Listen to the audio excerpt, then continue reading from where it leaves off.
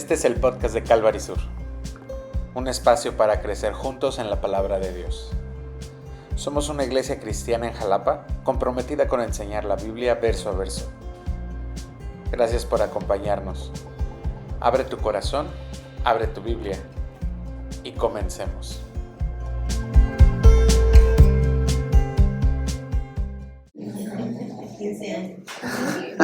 Listo, vamos a la palabra. Primera de Juan, capítulo 5.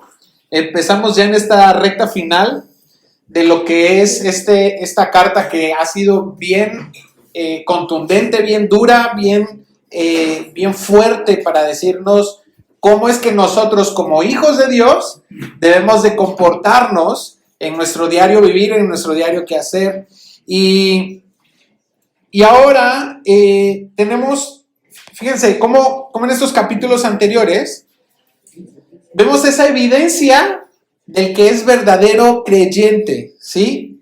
No es aquel que dice que está en Cristo o el que dice que ama, sino más bien el que vive, ¿no? Entonces, vamos a ver cómo, como hijos de Dios, nos distingue el amor, nos distingue la obediencia, nos distingue la fe. Y llegamos aquí al capítulo 5 y en este principio que vamos a hablar acerca de los que son nacidos de Dios, los que han vivido, experimentado el nuevo nacimiento, ¿sí? Entonces, fíjate, la vida cristiana no es que de repente pues ya cambies tus hábitos. No es que ahora decidas hacer algo emocional. No, la vida cristiana es un nuevo nacimiento. Somos unas nuevas criaturas. Es una transformación en la manera en la que nosotros pensamos o el mundo nos ha dicho que se debe de actuar y se debe de conducir. Entonces, si nacimos en el mundo y hemos decidido ser como el mundo, entonces, estando ahora en Cristo, no podemos decir, bueno, voy a adecuar algunas cosas, voy a cambiar esto que no me gustó mucho, pero no, es más bien, soy una nueva creación, soy nacido de nuevo. Y déjame llevarte un poquito a esta imagen, porque es precisamente el discurso de este pasaje, en estos 3 puntos, ¿cuáles son estas marcas visibles de aquel que ha nacido de Dios? Y lo primero es que ama, lo segundo es que obedece, y lo tercero es que vence. Entonces, estos 3 elementos nos van a ir guiando para irnos dando esta certeza de que no solamente hemos creído en Dios, hemos creído en el Evangelio de Jesús, sino que realmente el amor de Dios está obrando en nosotros. Hemos sido transformados, hemos sido nacidos de nuevo porque el Espíritu Santo nos ha fortalecido. Así que vamos a orar, ¿te parece? Señor, gracias porque nos hablas en esta hora. Por favor, quita nuestro corazón duro, quita los obstáculos que impidan que podamos ver la luz del Evangelio. Señor, que tu palabra nos afirme y nos confirme como hijos tuyos y que, Señor, nos dé esta fe para vencer a lo que el mundo nos ofrece. Señor, te doy gracias y oramos en el nombre de Jesús. Amén. Ok, entonces estamos en Primera de Juan, capítulo 5, versículo 1. ¿Listo? Y dice, todo aquel que cree que Jesús es el Cristo es nacido de Dios, y todo aquel que ama al que engendró, ama también al que ha sido engendrado por él. Y entonces vemos el primer punto de este estudio, que es el que ama, ¿sí? O sea, el que es nacido de Dios, ama. Qué fuerte es este argumento que debemos empezar. Juan empieza diciendo, todo aquel que cree que Jesús es el Cristo. Yo quiero preguntarte, ¿tú crees que Jesús es el Cristo? ¿Tú crees que Jesús es el Señor? O sea, ¿tienes el concepto correcto de quién es Jesús? O sea, Jesús no es ningún no fue ningún profeta, no fue un iluminado, no fue un gran filósofo o no fue un personaje histórico. Jesús es el Cristo. Y esto es importantísimo que nosotros tengamos claro para entender de qué se trata. ¿Cómo podemos nosotros ser nacidos de nuevo o ser nacidos de Dios si no creemos que Jesús es el Cristo? Ahora, Santiago 2:19, y si quieres nada más anótalo, nos dice acerca de que los demonios también creen. ¿Sí? Y entonces, ahí parece como una diferencia importante. Porque, pues, no quiere decir que nada más con creer, ya, ¿no? Sino que nos están mostrando aquí una cosa que ocurre en los demonios. La fe no los cambia. La fe no los cambió solamente. Creer en Jesús nos apunta hacia tres verdades muy importantes. Creer que Jesús es el Cristo. Número uno, nos da la certeza de que todo lo que está en la Biblia es verdad. Si Jesús es el Cristo, entonces la creación fue hecha en 6 días. Y entonces también lo que ha de venir, que nos muestra el Apocalipsis, también es cierto. Creer que Jesús es el Cristo nos pone a que la revelación completa de su palabra, el conocimiento de su palabra, nos va a decir, es coherente, es congruente, es constante y está cimentado en Jesús. La segunda verdad de creer que Jesús es el Cristo es reconocer que ese Jesús histórico, ese Jesús de Nazaret, que nació en un pesebre, es el Mesías prometido. Mucha gente sigue creyendo y sigue esperando que venga un Mesías. Los judíos siguen esperando que venga un Mesías, que los venga a liberar. ¿Quién sabe cuántos de los judíos pensaron que a lo mejor ahora Trump, ¿no?, con este tratado de paz, vino a ser ese Mesías prometido, el ungido de Dios? Y no, o sea, Trump no es el ungido. Cristo, Jesús, Él es el Mesías. Él es el único camino que nosotros tenemos para la redención. Es el único camino que nosotros tenemos para poder llegar al Padre. Dice la Biblia que Él nos abrió el camino. Y pudimos entrar hasta el lugar santísimo y estar en contacto, en comunión con el único Dios verdadero. Entonces, creer que Jesús es el Cristo también está definiendo que Jesús es el Mesías. Y lo tercero es que creer que Jesús es el Cristo me lleva a mí a someterme entonces a la autoridad de Jesús. Quiere decir que yo tengo que reconocer quién es Jesús como mi Señor, que Él es mi Salvador.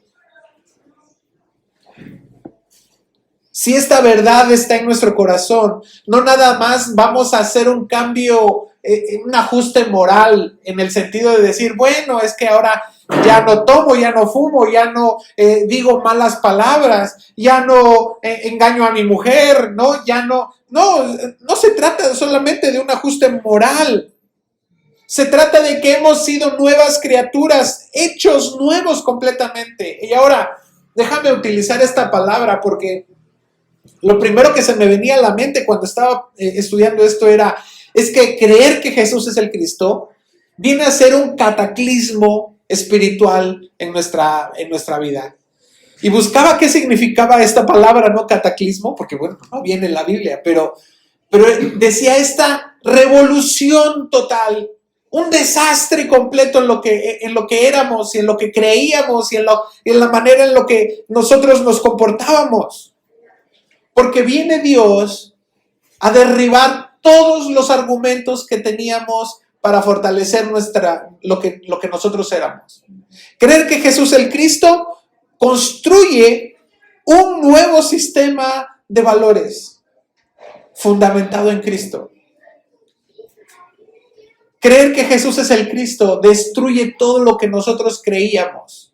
No podemos nosotros seguir creyendo en el pasado, en las viejas costumbres, si no es que tenemos ahora una nueva verdad que nos está siendo mostrada. Esa verdad es la verdad de Jesucristo. Y por último, creer que Jesús es el Cristo nos ha sacado del reino de las tinieblas y nos ha puesto en el reino de Jesús. Colosenses 1:13, así dice, nos trasladó del reino de las tinieblas al reino de su amado Hijo. Entonces, ¿te das cuenta lo que implica que tú creas que Jesús es el Cristo? O sea, sé que Jesús es el Señor. Veíamos en el estudio de navegantes este viernes y decíamos, bueno, para muchos Jesús es relevante, para otros Jesús es prominente. Quiere decir que Jesús es alguien que sobresale, pero para el cristiano verdadero, y déjame decirte esto, para el cristiano verdadero, pocos. Jesús es preeminente, quiere decir, Jesús es lo máximo, lo superior, lo que es por encima de cualquier otra cosa. Entonces, es importante que nosotros tengamos claro que Jesús es el Señor, que Él es el Cristo. ¿Recuerdas cuando Jesús le preguntó a sus discípulos, ¿quién dice la gente que yo soy? ¿Sí te acuerdas? Y dijeron, un profeta. ¿Y quién dicen ustedes que yo soy? Ahora imagínate que Él te pregunta a ti de frente y te dice, ¿quién dices tú que yo soy?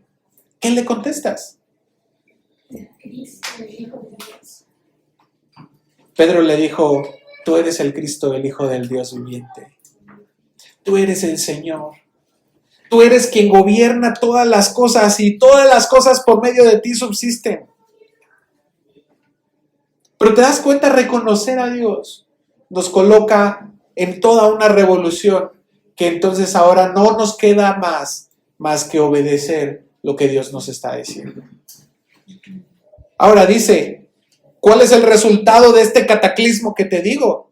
Bueno, dice, todo aquel que ama al que engendró, o sea, cuando amamos a nuestro Padre, amamos también a todos los hijos de nuestro Padre. Y entonces escuchaba yo este comentario que decía, está bien fácil amar al que no conocemos. Porque si nos vamos a Poza Rica, amamos a los que están ahí y levantamos escombros y le hacemos y mostramos misericordia y le echamos ganas y los amamos y qué bonito va a ser eso. Pero ama a tu hermano que te cae gordo porque se ha equivocado tantas veces. Ama a tu hermana que te ha hecho caras y han tenido experiencias en las cuales parece que lo que menos hay es amor. Qué difícil es amar a esos, ¿no? Qué difícil se muestra, pero fíjate que algo curioso es que no es que sea difícil, verdaderamente es sencillo. Amar a nuestros hermanos es sencillo, pero ¿qué implica? Un costo y un costo grande.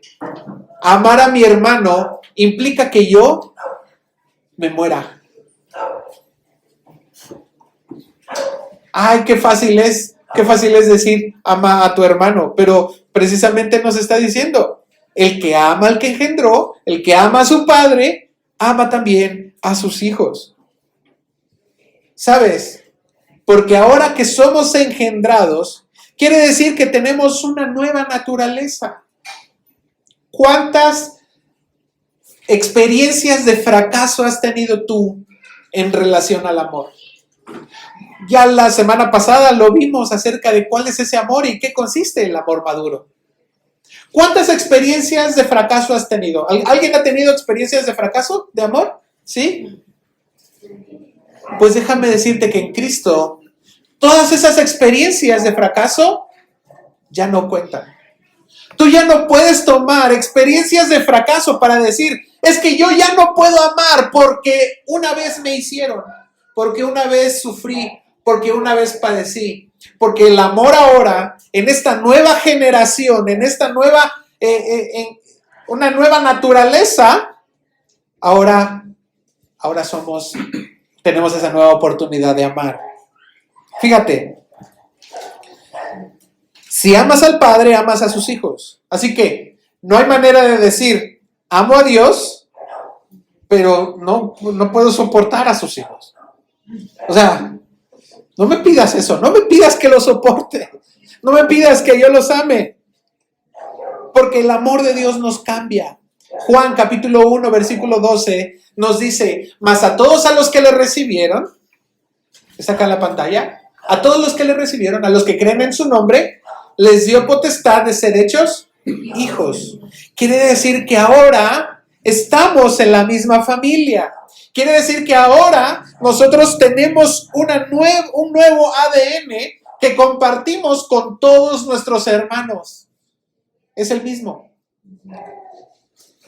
Así que ese amor no depende de qué tan carismático eres, o de qué tan afines eres, o qué tan agradecido estés. No, ese amor depende de la naturaleza de la que nosotros somos. ¿Cuál es nuestra naturaleza como hijos de Dios? Como nacidos de Dios, la naturaleza es la naturaleza divina.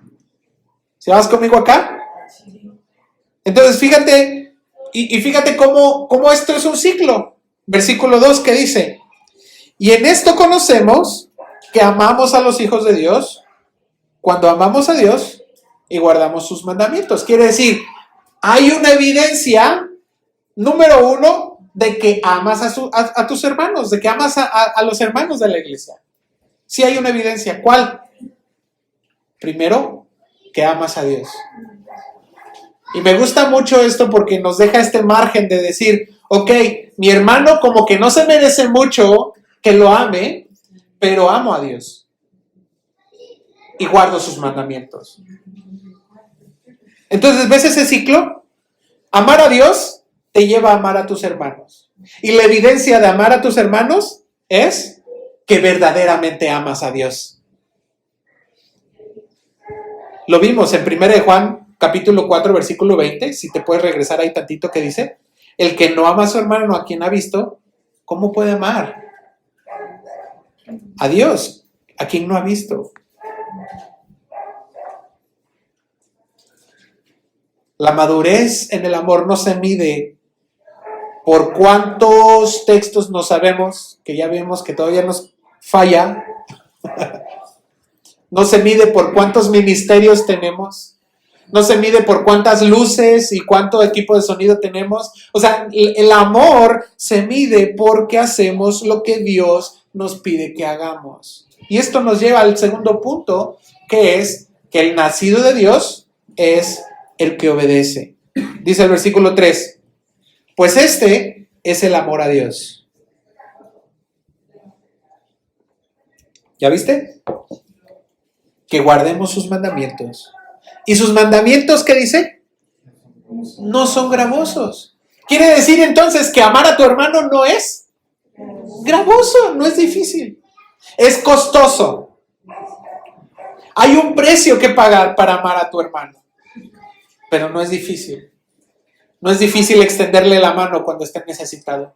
No es difícil que dejes de ver el celular un rato y que vayas a visitarlo.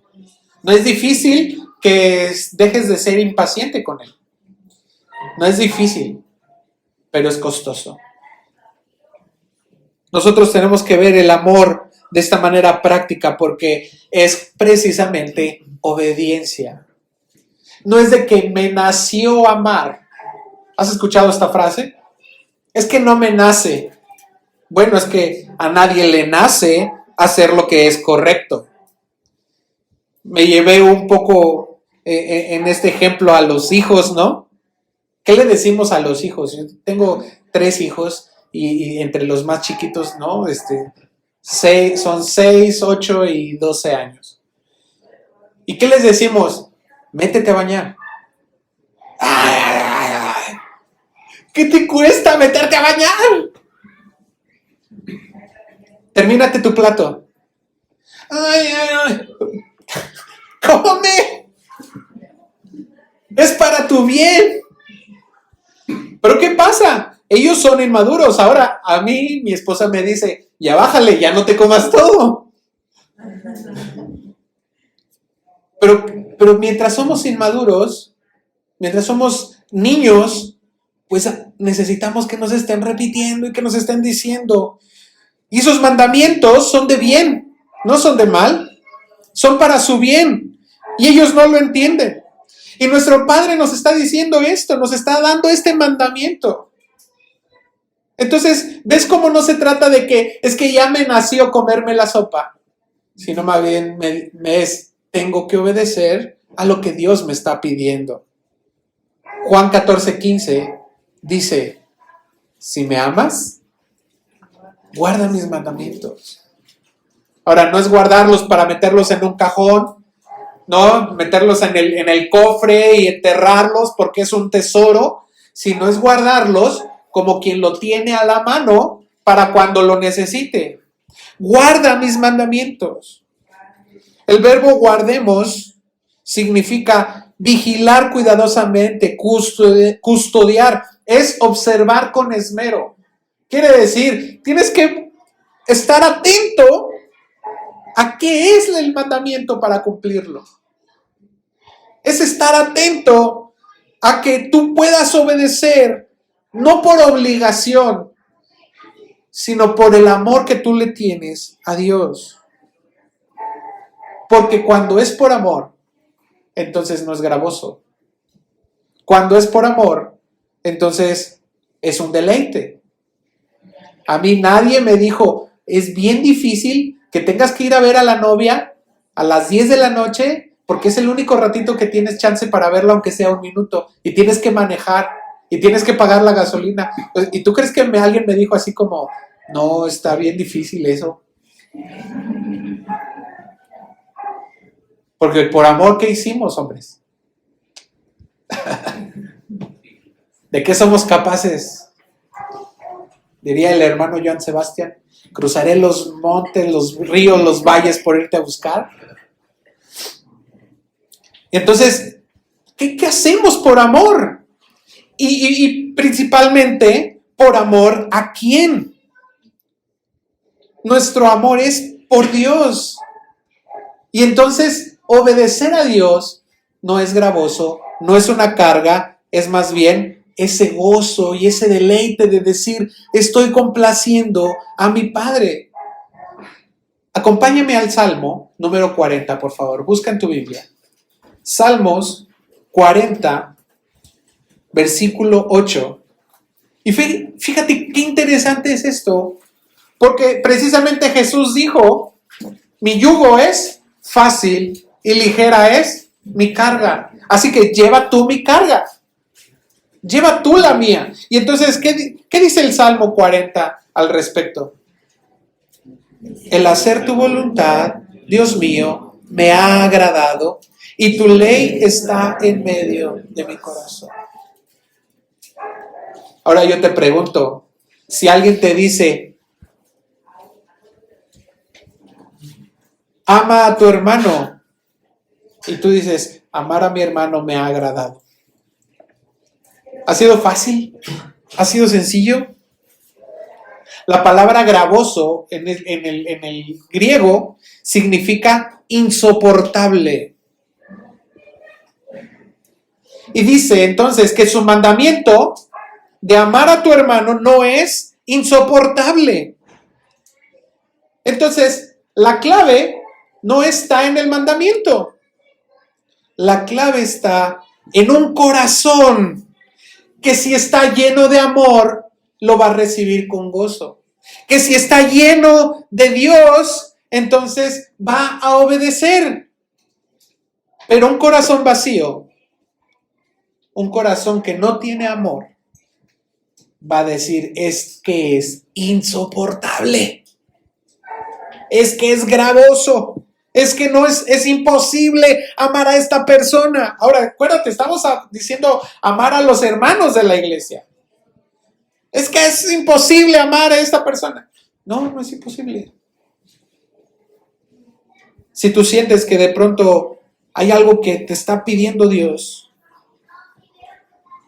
y te sientes inmaduro en el amor, como a este ejemplo de los niños que te decía, entonces ahora nada más tienes que decirle, Señor, madúrame en el amor. Señor, yo comprendo que amar a esta persona me está haciendo gravoso, pero no es ni la persona, no es el mandamiento, es mi corazón que necesita más amor hacia ti. Déjame amarte más. Déjame llenarme más de tu amor. No luches contra el mandamiento de decir, ¿lo amo o no lo amo? El mandamiento es claro. El problema no está en la ley, el problema está en el corazón. Señor, aviva mi amor por ti. Señor, hazme que tu voluntad sea un deleite. Hazme que obedecerte sea un gusto.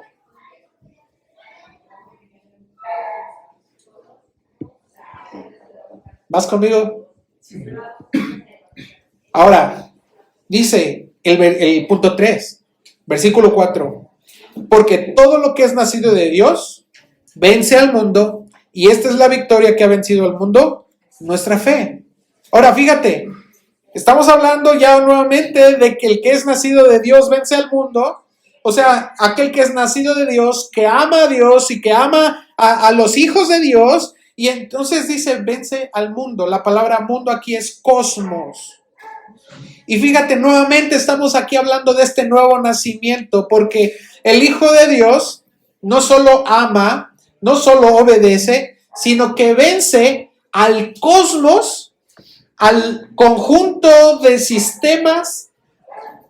Si nosotros hablamos de cosmos, pensamos inmediatamente en las estrellas y cosas así, pero en realidad el cosmos al que se refiere es al conjunto de sistemas que tiene un orden. Y el mundo, dime si no, tiene un orden, tiene un sistema.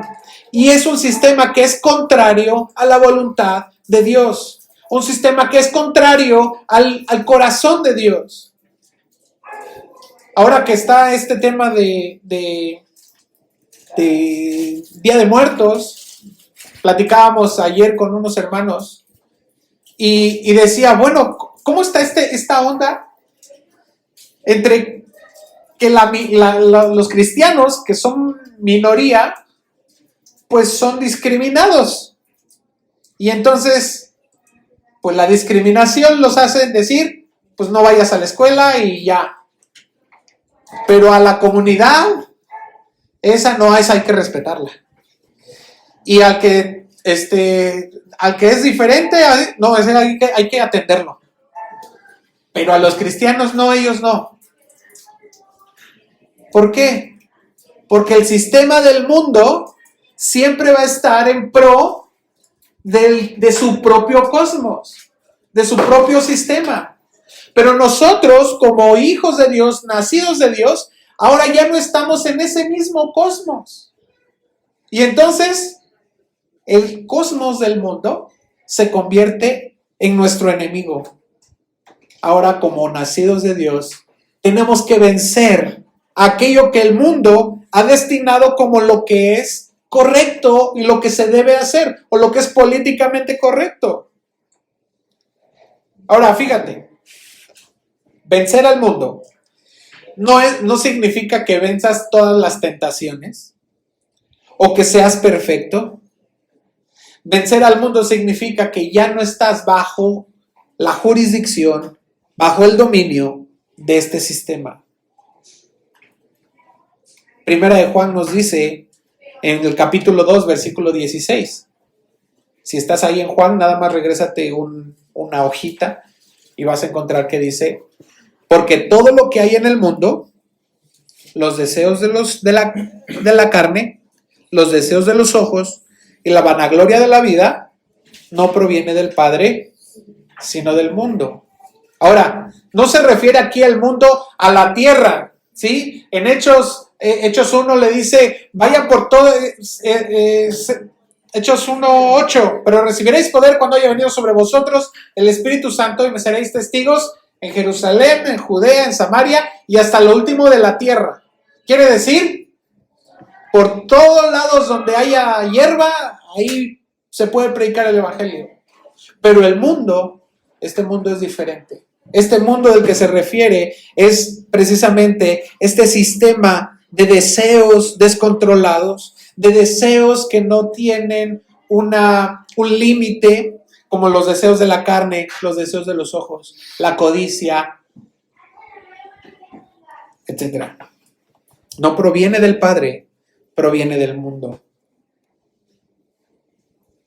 Esa vieja naturaleza de la que nosotros estábamos hablando hace un rato. Ese viejo hombre es arrastrado por este sistema del mundo. Este deseo descontrolado es arrastrado por el sistema del mundo.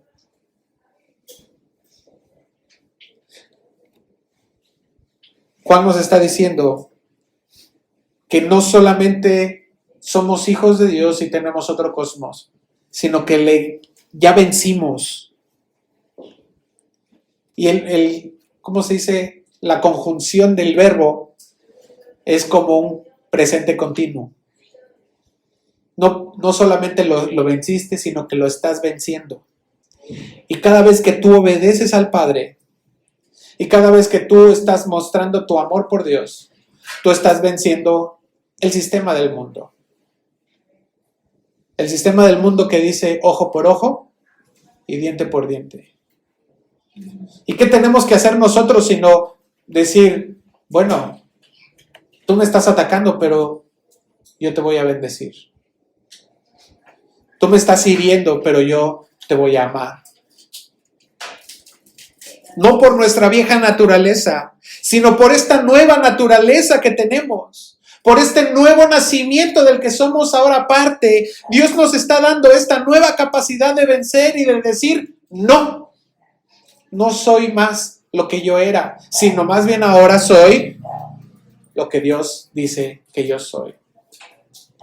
Zacarías capítulo 4, versículo 6, dice, no con ejército, ni con fuerza, sino con mi espíritu, ha dicho Jehová de los ejércitos. ¿Te das cuenta? Ya no soy yo peleando contra el mundo. ¿Alguna vez te has sentido peleando en tus fuerzas contra el mundo?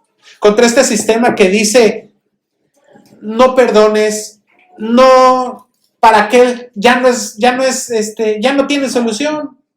Mira, nunca va a cambiar. Mira, debes ser tú. Debes sobresalir tú, debes amarte tú primero. ¿Cómo han tergiversado aún ese texto, no?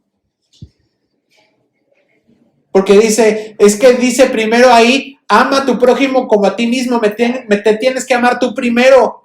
Y dice, no, dice como a ti mismo, si tú te das de comer, cuando tienes hambre ya te estás amando.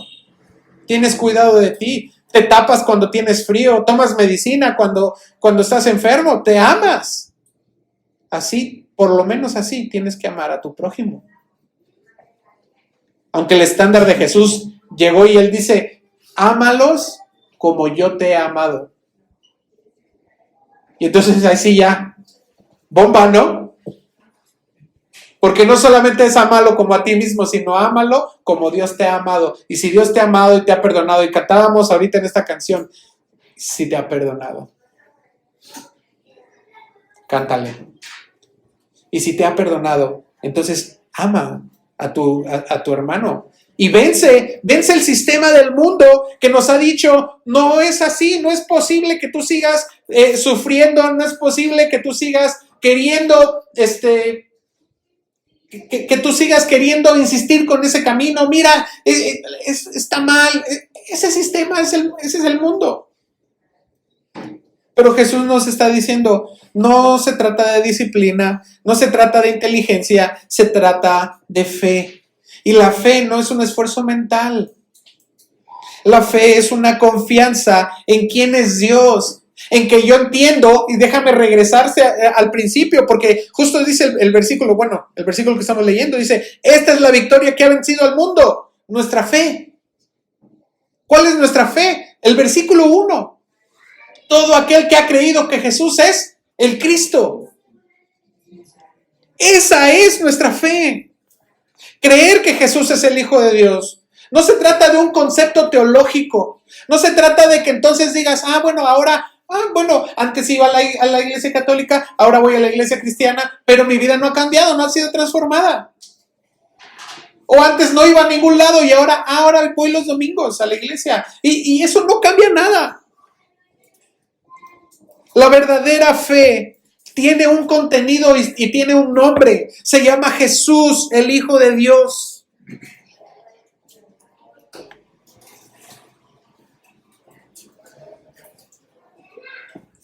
Juan 16:33 dice, en el mundo tendréis aflicción, pero confiad, yo he vencido al mundo. Esa es nuestra fe, con nombre y apellido. Y nosotros creemos que Él vino al mundo, que murió en la cruz, que resucitó y que su nombre ha sido exaltado por sobre todo nombre. Filipenses capítulo 2, versículos 9 y 10 dice, por lo cual Dios también le exaltó hasta lo sumo.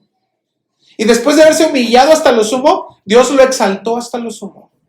Y le dio un nombre que es sobre todo nombre. Y porque Él venció, y dice también en Colosenses, despojando a los principados y a las potestades, los exhibió públicamente, triunfando sobre ellos en la cruz. Y Él venció de manera que nosotros también podemos vencer. Vencemos en la manera del mundo de amar. El mundo ama de cierta manera, pero nosotros le ganamos, porque amamos como Dios ama. Vencemos en la manera del mundo de obedecer, porque el mundo obedece si le conviene. Nosotros obedecemos aunque no nos convenga. Vencemos en la manera del mundo de vivir, porque el camino del mundo es muerte, pero nosotros andamos en vida nueva.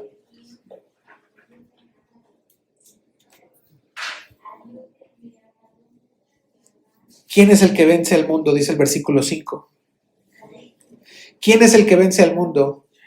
Sino el que cree que Jesús es el Hijo de Dios.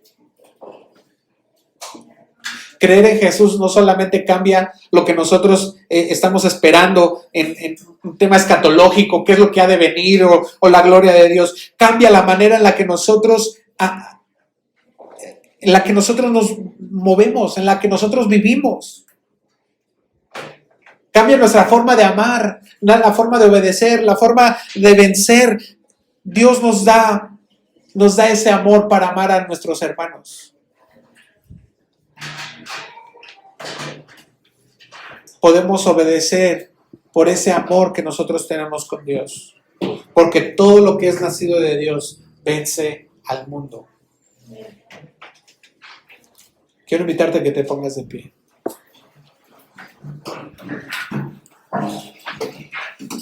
Y vamos a orar. Señor, tú eres Dios. Eres Dios sobre nosotros. Y nos has hecho nueva criatura. Nos has hecho nuevos completamente. Para que podamos vivir ahora conforme a tu voluntad. Conforme a lo que tú nos mandas a hacer. Conforme, Señor, a esa obediencia hacia ti.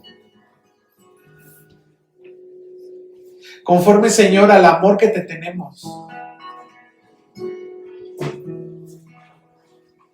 Y no, Señor, no es conforme a nuestras fuerzas. Porque hemos fracasado en nuestras fuerzas.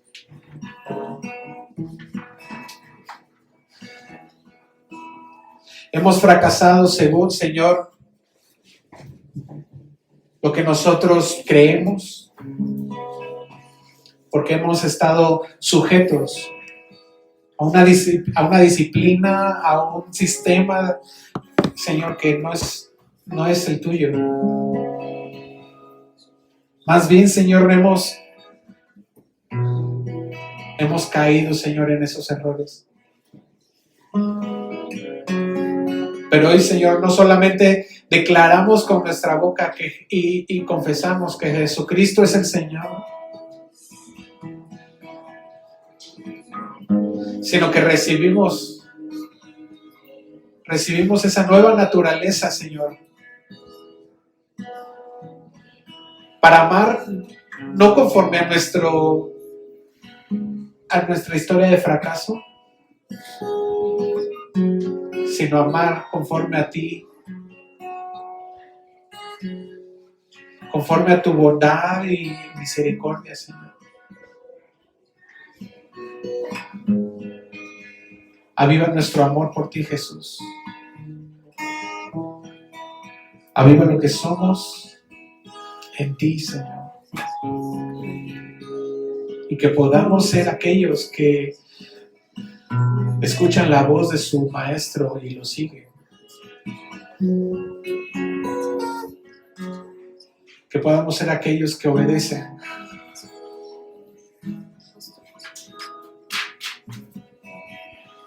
Señor, perfecciona nuestro amor.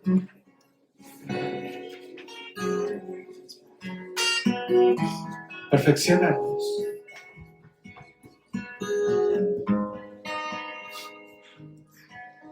Para que tu nombre, Señor, sea exaltado.